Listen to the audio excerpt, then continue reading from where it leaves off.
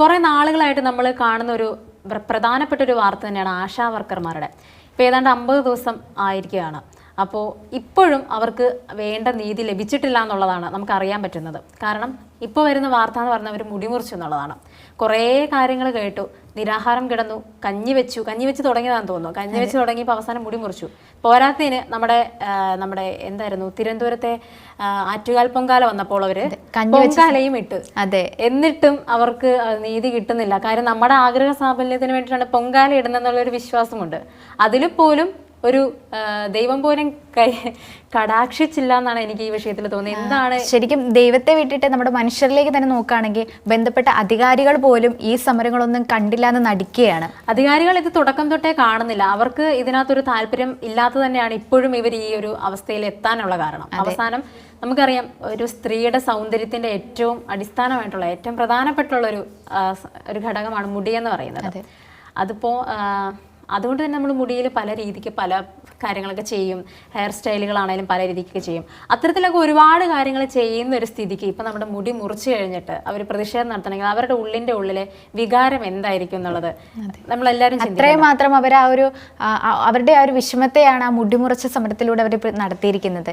എന്നിട്ട് എല്ലാവരും ആ ഒരു വീഡിയോസും കാര്യങ്ങളും എല്ലാം തന്നെ എല്ലാ പത്രങ്ങളിലും ലൈവായിട്ട് തന്നെ കാണിക്കുന്നുണ്ടായിരുന്നു. അപ്പോൾ അവർ മുടി മുറിച്ചിട്ട് കയ്യിൽ പിടിച്ചിട്ട് അതും കൊണ്ട് സമരം ചെയ്യുകയായിരുന്നു. ഇതൊന്നും കാണാനും കേൾക്കാനും ബന്ധപ്പെട്ട അധികാരികൾ ഇല്ലേന്നാണ്. 50 ദിവസത്തോട് അടുത്തിട്ടും 50 ദിവസമായിട്ടുണ്ട്. അത്രയും ദിവസമായിട്ട് പോലും ആരും തന്നെ ഇതിനെതിരെ പ്രതികരിക്കുന്നില്ല. അല്ലെങ്കിൽ ആരും തന്നെ അവർക്ക് വേണ്ടിയിട്ട് അവരാവശ്യപ്പെടുന്ന ചെറിയൊരു കാര്യമാണ്, ആ ഒരു കാര്യം പോലും നിറവേറ്റാൻ കഴിയുന്നില്ല എന്ന് പറയുന്നത് വളരെ പരിതാപകരമായിട്ടുള്ള ഒരു അവസ്ഥയാണ്. ശരിക്കും അവർക്ക് വളരെ തുച്ഛമായിട്ടുള്ള പണം മാത്രമേ അവർക്ക് ലഭിക്കുന്നുള്ളൂ, ശമ്പളമായിട്ട് ലഭിക്കുന്നുള്ളൂ. ആ ഒരു ഓണറേറിയം കൂട്ടുക എന്ന് പറയുന്നത് അത്രയ്ക്ക് വലിയ പ്രയാസപ്പെട്ട ഒരു കാര്യമൊന്നുമല്ല. ഈ ഒരു സമയത്ത് നമ്മുടെ കേരളത്തിലെ മന്ത്രിമാരായാലും അവരുടെ വണ്ടികളുടെ മോടി കൂട്ടാനായാലും അല്ലെങ്കിൽ വിദേശ പര്യടനം നടത്തുന്നതിനായാലും അത്തരത്തിൽ പല പല കാര്യങ്ങൾ സ്വന്തം കാര്യങ്ങൾ നിറവേറ്റുന്നതിനായിട്ട് ഉപയോഗിക്കുന്നതിൻ്റെ അത്രയും പണം പോലും ഇവർ ആവശ്യപ്പെടുന്നില്ല.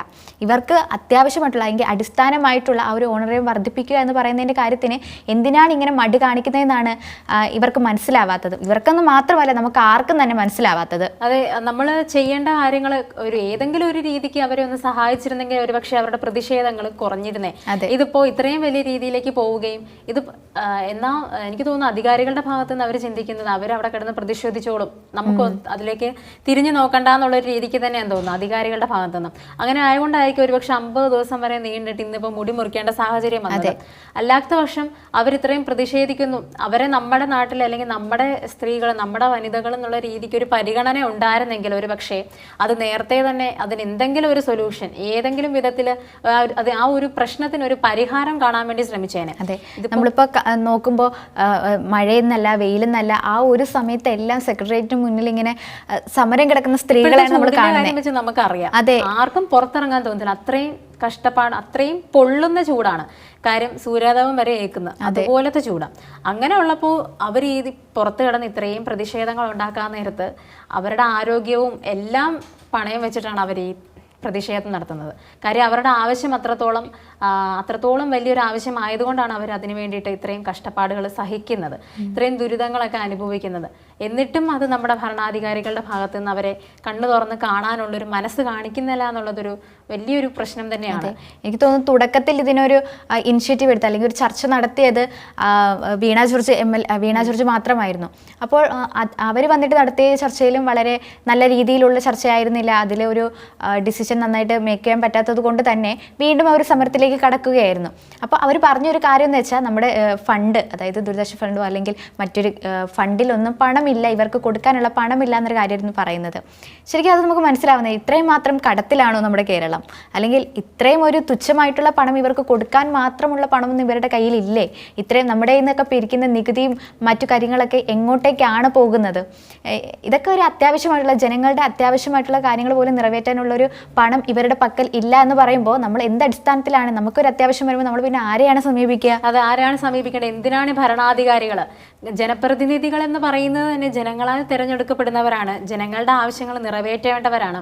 എന്തിനാണ് ഈ ഇലക്ഷന്റെ സമയത്ത് പിന്നെ ഓരോ പ്രഹസനങ്ങളുമായിട്ട് വീടുകൾ തോറും കയറി ഇറങ്ങി വോട്ട് ചോദിക്കാൻ വേണ്ടി വരുന്നത്? ഇപ്പോൾ ആരോഗ്യമന്ത്രി ഉൾപ്പെടെ ഇതിനകത്ത് കൈ ഒഴിഞ്ഞതാണ്. കാര്യം അവർക്കൊന്നും ചെയ്യാനില്ലെന്നുള്ള രീതിക്ക് പറയുന്നു, ഫണ്ടില്ലെന്ന് പറയുന്നു. പിന്നെ എന്തിനായിരുന്നു നമ്മൾ ചോദിക്കാനാണെങ്കിൽ നവകേരള സദസ്സ് എന്നൊക്കെ പറഞ്ഞുകൊണ്ട് ഒരു കോടികൾ മുടക്കിയ ഒരു യാത്രയൊക്കെ എന്തിനായിരുന്നു? അത്തരത്തിൽ കോടികൾ മുടക്കുന്നതിന് പകരം ഇത്തരത്തിൽ ബന്ധപ്പെട്ട ആൾക്കാർക്ക് അല്ലെങ്കിൽ ഇതുപോലെ ആവശ്യങ്ങൾ ഉന്നയിക്കുന്നവർക്ക് നൽകിയിരുന്നെങ്കിൽ പിന്നെയും അതിൽ ഫലപ്രദമായിട്ടുള്ള മാറ്റങ്ങൾ കൊണ്ടുവരാൻ സഹായിച്ചേനെ. ഇത് വെറുതെ അവര് വലിയൊരു കോടികൾ മുടക്കി വലിയൊരു വണ്ടി എടുക്കുന്നു, കേരളം മൊത്തം കറങ്ങുന്നു, എന്നിട്ട് ശേഷം പണം കഴിഞ്ഞു എന്ന് പറഞ്ഞു കഴിഞ്ഞാൽ എവിടെയാണ് നമുക്ക് എങ്ങനെ മാത്രമല്ല, കേരളം ഓരോ സ്ഥലങ്ങൾ, ഓരോ മണ്ഡലങ്ങളും, കേരളത്തിന്റെ അങ്ങേറ്റം മുതൽ ഇങ്ങേയറ്റം വരെയുള്ള 140 മണ്ഡലങ്ങൾ, അത്രയും മണ്ഡലങ്ങളിലും എന്തൊക്കെയാണോ പ്രശ്നങ്ങൾ അത് നമുക്ക് കത്ത് മുഖേനയും അല്ലാതെയൊക്കെ അറിയിക്കാനുള്ള ഓരോ സംവിധാനങ്ങളെല്ലാം ഉണ്ടായിരുന്നു. ഈ പ്രശ്നങ്ങളെല്ലാം തന്നെ ഇവർ പരിഹരിച്ചിട്ടുണ്ടെന്ന് എനിക്ക് തോന്നുന്നില്ല. ഇത്തരത്തിലുള്ള പ്രശ്നങ്ങളും അന്നും ചിലപ്പോൾ ഉയർത്തിയിരുന്നിരിക്കാം. എന്നിട്ടും അത് തള്ളിക്കളഞ്ഞത് എന്തുകൊണ്ടാണെന്നും എനിക്കറിയില്ല. ഇവിടെ എന്താണ് രാഷ്ട്രീയമായിട്ടുള്ള കളികളാണോ നടക്കുന്നത്? ഇതിന് എന്താണ് ഒരു പ്രതിവിധി എന്നറിയില്ല. കാര്യം നമുക്ക് തന്നെ ഒരു അനുഭവം ഉണ്ടായിരുന്നു. രാഷ്ട്രീയ, അതായത് ഈ പാർട്ടിയിൽ തന്നെ ഉള്ള ആശാ വർക്കർമാര് അവര് പറഞ്ഞു അവർക്ക് യാതൊരു പ്രശ്നവും ഇല്ലെന്ന്. അതെ, ഇനിയിപ്പോ എന്തായാലും ഇതൊരു അടുത്തൊരു തിരഞ്ഞെടുപ്പ്, ലോക്സഭാ തിരഞ്ഞെടുപ്പ് അടുത്ത് തന്നെ വരാറായ ഒരു സാഹചര്യത്തിൽ തന്നെ അപ്പോൾ ഈ ഒരു സമരങ്ങളൊക്കെ അവരെ അല്ലെങ്കിൽ ഈ ഒരു പാർട്ടിനെ നല്ല രീതിയിൽ എഫക്റ്റ് ചെയ്യും.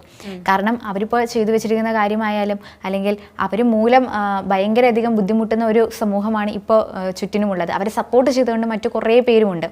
അപ്പോൾ അതുകൊണ്ട് തന്നെ അവർ നല്ല രീതിയിൽ എഫക്റ്റ് ചെയ്യുന്നതിൽ ഒരു തരത്തിലുള്ള തർക്കങ്ങളുമില്ല. അത് അത്തരത്തിൽ വരാതിരിക്കണമെങ്കിൽ ഇവരെന്താണോ ആവശ്യപ്പെടുന്നത് അത് നിറവേറ്റി കൊടുക്കുക എന്നതാണ് ഏറ്റവും ഫസ്റ്റ് ചെയ്യേണ്ട ഒരു കാര്യം. അതെ, നമ്മൾ നമ്മുടെ പാർട്ടി എന്ന് പറഞ്ഞ് മാത്രം ചിന്തിക്കാതെ അവർ LDF ആണ്, അല്ലെങ്കിൽ CPM ആണ്, അല്ലെങ്കിൽ അവർ കോൺഗ്രസ് ആണ്, അല്ലെങ്കിൽ ഇവർ BJP ആണ്, നമ്മൾ ഭരിക്കുന്ന ആ ഒരു പാർട്ടിക്കാരാണെങ്കിൽ അവർക്ക് മാത്രം കാര്യങ്ങൾ ചെയ്യാതെ എല്ലാവരെയും ഒരേപോലെ കാണുക. പല പാർട്ടിയിലുള്ളവരായിരിക്കും, പല ജാതിയിലുള്ളവരായിരിക്കും, പല സ്വഭാവമുള്ളവരായിരിക്കും. പക്ഷേ എല്ലാവരെയും ഒരേപോലെ കണ്ടിട്ട് അവരുടെ ആവശ്യങ്ങൾ എന്താണെന്ന് വെച്ചാൽ അത് നിറവേറ്റി കൊടുക്കാൻ എന്തെങ്കിലും ഒരു വിധത്തിലെങ്കിലും ശ്രമിക്കുന്നതായിരിക്കണം ഒരു ജനപ്രതിനിധി.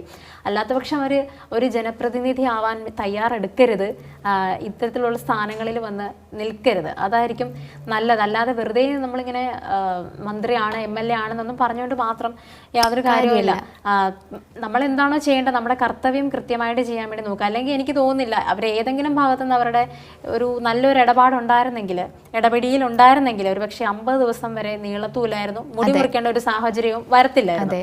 അപ്പം അതിന് ഇവർ തന്നെയാണ്, രാഷ്ട്രീയ അല്ലെങ്കിൽ നമ്മുടെ ഭരണാധികാരികൾ തന്നെയാണ് ഒരു കൃത്യമായിട്ടുള്ള ഒരു സൊല്യൂഷൻ കണ്ടെത്തേണ്ടതെന്നാണ് എനിക്ക് ഈ ഒരു വിഷയത്തിൽ തോന്നുന്നത്. ഓക്കെ, അപ്പോൾ എന്തായാലും ഈ ഒരു 50 ദിവസം പിന്നിട്ടതിന് ശേഷം ഇത്തരത്തിലുള്ളൊരു രീതിയിൽ ആ ഒരു സമരം മാറിക്കഴിഞ്ഞതിന് ശേഷം ആരും എന്താണ് പ്രതികരിക്കാത്തത്, അല്ലെങ്കിൽ ആരും എന്തുകൊണ്ടാണ് ഇതിനെതിരെ അല്ലെങ്കിൽ ഇവർക്ക് ആവശ്യമുള്ള കാര്യങ്ങൾ ചെയ്തു കൊടുക്കാത്തതെന്ന് പറയുന്ന വലിയൊരു ക്വസ്റ്റ്യനായിട്ട് തന്നെ നിലനിൽക്കുകയാണ്. അവരാവശ്യപ്പെടുന്ന കാര്യം എന്തായാലും ആശാ വർക്കേഴ്സ് ആവശ്യപ്പെടുന്നത് വളരെ നിസ്സാരമായിട്ടുള്ളൊരു കാര്യം തന്നെയാണ്. അത് സർക്കാരിനെ അപേക്ഷിച്ച് വളരെ നിസ്സാരമായിട്ടുള്ളൊരു കാര്യമാണ്. അത് നിറവേറ്റി കൊടുക്കുക. ഇനിയും ഇത്തരത്തിൽ വളരെ പ്രക്ഷുബ്ധമായിട്ടുള്ളൊരു സമരത്തിലേക്കൊന്നും പോകാതെ അത് ഒത്തുതീർപ്പിൽ കൊണ്ടുവരിക എന്നാണ് ഞങ്ങൾക്കും പറയാനുള്ളത്.